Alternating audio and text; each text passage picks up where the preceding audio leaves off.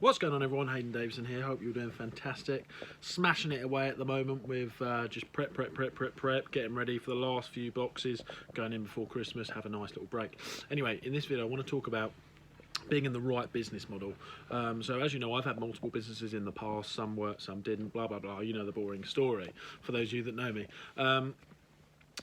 But one thing that isn't touched on enough is being in the right business model that matches your potential. Let me explain. I've been in one of my old businesses, that probably the most successful I had in the past up until now, was a landscaping business, a gardening business, whatever you want to call it. The problem with that is that it was on an hourly rate, and let me dive into it. The problem with that was it was on an hourly rate, and we were capped with the amount of hours that we could do, and then that we could subcontract out to other people that work for us. And you know, we had a few vans, but we quite quickly realised that it was going to be quite a hefty operation, and actually the money that we'd get in return wasn't necessarily worth it. At the time, we didn't think it was worth it.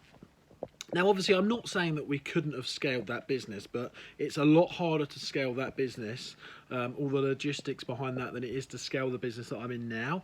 And I felt like we were quite trapped in that. I felt like I was trapped. I felt like my potential wasn't being reached. Obviously, if I stuck with it, I reckon I could have had 10, 15 vans by now. Great. Still not really where I want to go. I've always wanted to be in a business that's infinitely scalable. And I suppose you could argue it was, but it's not really. I think even if we franchised it out as a model, it would have still been hard to get the serious traction. I think tops we would have had 30, 40 franchises. Who knows? Maybe I'm wrong. I know there is one big gardening company that has thousands and they've branched out into different areas, but it's few and far in between. I wasn't passionate about it enough. But my point being is that, except the small details, that was the wrong business model for me, because it wasn't scalable to the level that I felt my potential could reach. This is something people don't speak about. The business that you're in now, and my previous business did this as well, okay, and I recently pivoted in the last few months, and now I feel much, much better.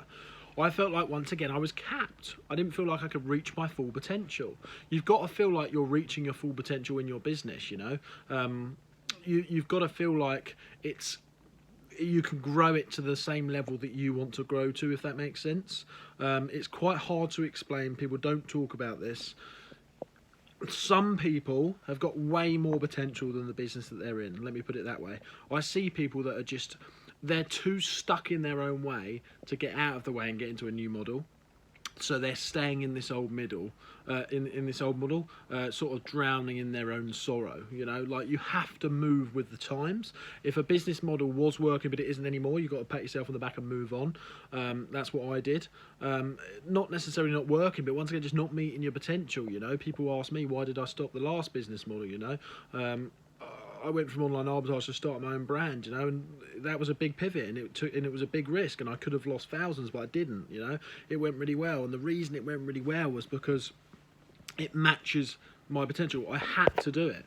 I had to pivot because I just wasn't happy. I didn't feel like it was reaching my potential at all, my old business model. So you got to look at what you're doing. If you think you're miserable and you think you're not reaching your potential, it's just ticking over, it's not making anywhere near as much money as you want to do, then I would say that that's probably yourself screaming out that you need to move to the next level. You're way out of the potential that the potential that you've got is not being met. Therefore, you need to jump, you need to skip, you need to get into the new model. Now, obviously, do your own due diligence. Don't just do that from what I've said, but it's something to think about. You know, don't wait for something to come along, because it's not going to. You have to save yourself. So anyway, I'll see you all soon.